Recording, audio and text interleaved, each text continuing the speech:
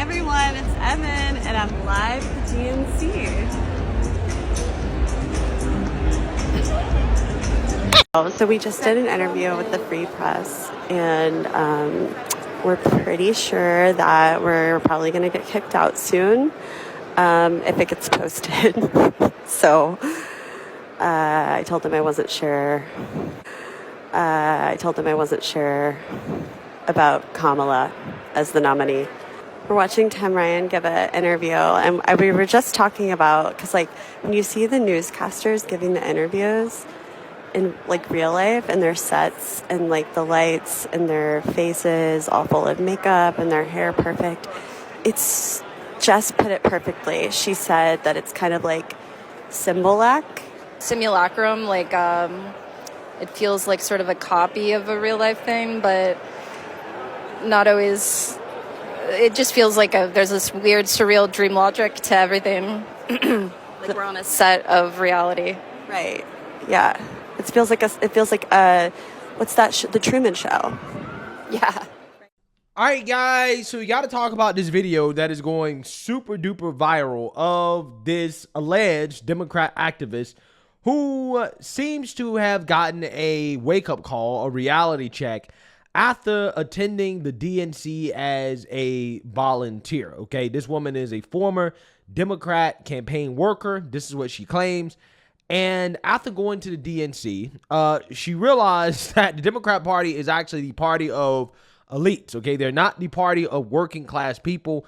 You guys remember that video going viral of Chris Cuomo talking about how up in the stands, the Democrats have their real handlers paying millions of dollars to attend the DNC as Democrats pretend that, hey, we're out here trying to help the common folk, right? We are the party of the people, when that's just simply not the case, okay? The Democrat Party is the party of elites, liberal elites, and this woman's going to learn that the hard way after attending the DNC. So I want to react to this because this is probably one of the more fascinating wake-up calls that I have seen recently.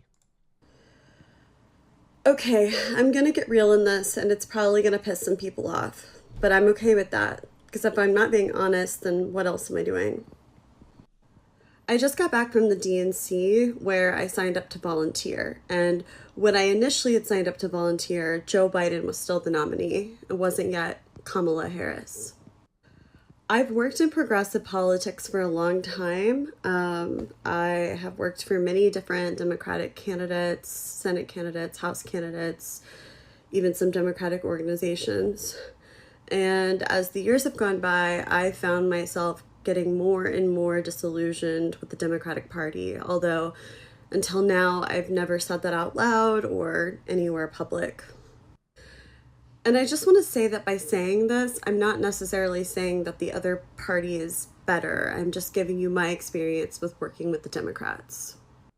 Throughout my career, I've mostly done campaign fundraising, so I've seen it the way that it works behind the scenes. And I know that candidates spend 8, 9, 10 hours a day just calling donors and begging rich people for money.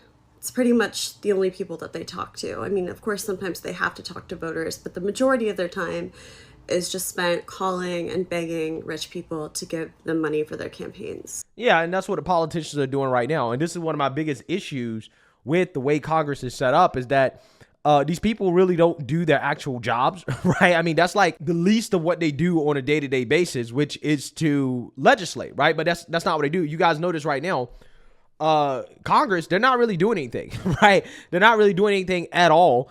Because most of them are spending their time begging rich people for money, right, for their campaigns, because the election is about to come up. Now, why do I bring this up? Well, I bring this up because Kamala Harris talks about doing things like, for example, copying Trump's policies, like not having any tax on tips, but yet she is in power, right? She's the vice president. Why hasn't she called on Congress to pass legislation and to do something right now, okay, for something that she promises to do on day one?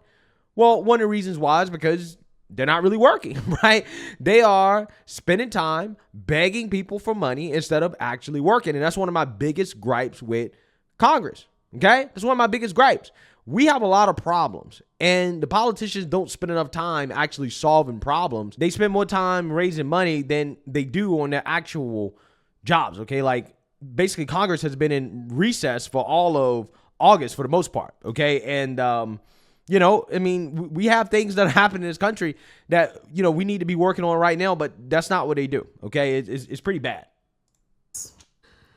And what this inevitably means is that we don't actually live in a democracy. It's just rich people calling the shots and having the access to talk to the politicians. They're the ones that basically get their ear all day. They're the ones that can help shape and prioritize what the politician actually focuses on. Yeah, so originally when Congress was set up and they had all these recesses built in, well, the reason why is for the congressmen to be able to go back home to their districts and to talk to their constituents, to actually do work at home. But that has changed, right? The work that they're doing at home now, again, is begging rich people for money. But what she's describing here is a plutocracy, right? Which is a government run by and for the wealthy. And this is not coming from the perspective of the communists where they just hate rich people because they're rich. It's just more coming from the perspective of when you talk about draining the swamp, okay, when you talk about the corruption, a lot of the corruption comes from these politicians being bought and sold by special interests. The fact that these politicians can make a career out of going to Congress and not really doing their jobs, but then once they are out of office, they go and they lobby on behalf of big corporations that pay them millions of dollars to go and lobby their friends on legislation that benefits corporate America, right? More corporate socialism. This is the type of stuff that I think on the left and the right, we can both agree on. And these are things that we need to work towards in regards to some type of action to eliminate the influence of money on politics. Now, you're not going to eliminate it all the way, but I think one of the key parts of what should be the agenda to drain the swamp should be to limit the influence of money in politics. Okay. So again, this is why I think videos like this are important, because once again, it highlights the common interest that there is on the left and the right to change the system. And again, one of the ways we have to do that is that we have to point out, okay, the money interest is a problem. Again, this is not coming from a communist perspective.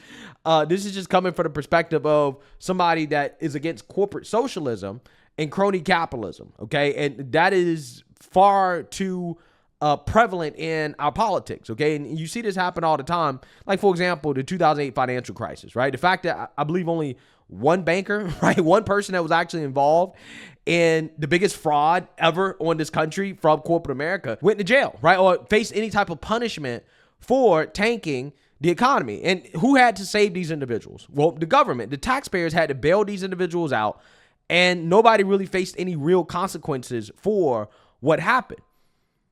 It's that type of stuff that happens as a result of crony capitalism and corporate socialism that the American people have to pay for, right? So again, I want to explain this because I'm very pro-business, okay? From the perspective of, no, I don't believe that we should be raising taxes on the most productive people in society to give money to people who aren't productive because they don't want to work, right? The least productive people. That's what Democrats believe in. I don't believe in that, right? I believe in having a business-friendly environment, but what I do not believe is that crony capitalism and corporate socialism should be as prevalent in our politics as it is, right? I do not believe in the rich having a stranglehold over the people when it comes to the outcome of this country, while at the same time not facing any accountability or responsibility when they do things that are to the detriment of the country as a whole. It focuses on. Even the politicians that detest this, that want to get big money out of politics, still have to play this game. They still have to make these calls. They still do the same amount of just calling rich people and begging them for money. And what unfortunately happens once they get into office, if they get into office, is that they soon realize that the money machine is so great and the seduction of power is so immense that they no longer adhere to these values. When I first got into politics, I thought that Democrats were the party of the people. And at the DNC this week, I felt like I was in a building with the most elite and out of touch people in the entire world. It very much felt like, let's just have a huge party and forget all of our problems because the vibes are brat. When I was there, I didn't feel any connection to real America or the place that I come from, which is the Midwest, Kansas City, Kansas, and Missouri. I didn't feel any connection to the people that I know right now who are struggling to buy their groceries or to pay their rent. The people who want to know what both candidates are going to do to materially affect change in their lives. And when I was there listening to the speeches, I felt myself feeling mad because I didn't hear anything about the economy. Definitely not in Kamala's speech, and not very much in the others as well. Instead, I heard generic platitudes, things like joy and respect and integrity, and what does that even mean? Well, it means Democrat power and control, right? Just like that's what it means when they were talking about democracy, until they stopped talking about democracy because they realized that they were huge hypocrites for overthrowing democracy within their own party. But all of these empty platitudes simply are just code for, hey, just give us more power and control, okay? This is all they have, okay? That and Trump derangement and abortion. That's it. That's it. But I'm not surprised, and I believe her when she says that, yeah, I didn't really feel like they were really talking about anything. They weren't speaking to the real issues, because as I'm watching it, I'm like, yeah, they're definitely not speaking about any real issues. They just want to have a party and pretend that everything is great going into the election to try to beat Trump, and that's it. That's it. This is the most least transparent Democrat Party that we've ever seen. The most least transparent Democrat ticket that we've ever seen. And the reaction to that should be how this woman's reacting. Where she's like, no, you can't treat me like this. You cannot disrespect me to the point where you feel like I don't need to know what you want to do to help this country. But too many liberals are comfortable with this nowadays, right? I just did a video about Bill Maher and Quentin Tarantino basically saying, yeah, we're going to vote for Kamala no matter what. We know that it's wrong that she's not doing any interviews. We know she's scared. But who cares, okay?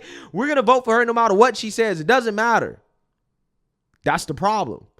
In a normal country, in a sane country, this is how people should be reacting. The way that she's reacting right here is like, no, this is not right. You actually need to earn my vote. You got to earn my vote. Let's make the military the most lethal in the world. I thought I was part of the anti-war party. I thought I was part of the party that fought for the underdog. No, that's not the current Democrat Party anymore.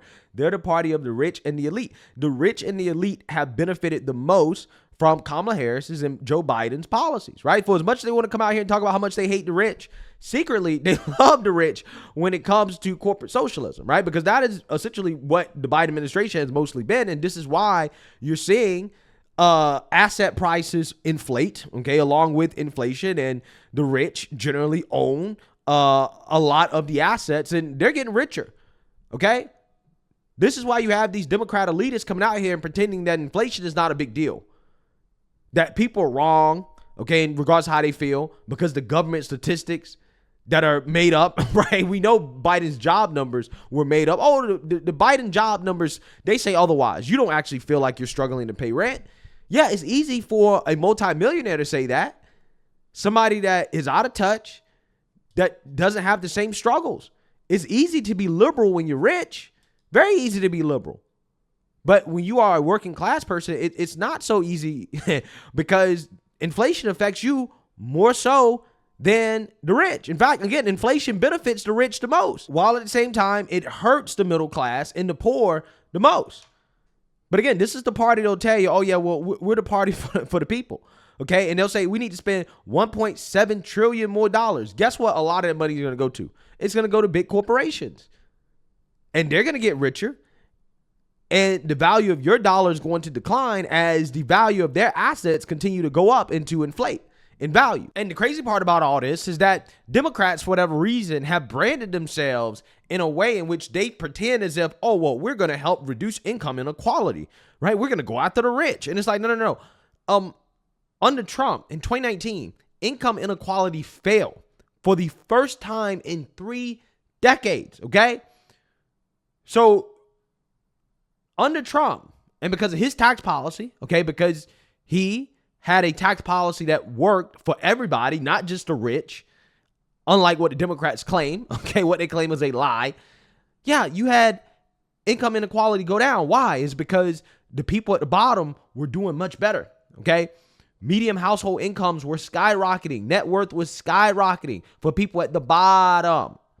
And the gap was starting to close, okay? This is because of Trump policies. But again, this is not the story that you hear in the mainstream media. They don't want to tell you that, even though we know this is a fact. That championed working people. When and how did we just become the party of academia and affluence? Because that's what we are right now. How can we ever say that we're going to fight corporate power or give a voice back to those communities that have been left behind when above the delegates on the floor in levels and levels and rings of suites with donors and corporations that we're literally looking down on the people below from above? That's what Chris Cuomo said, and he's absolutely right.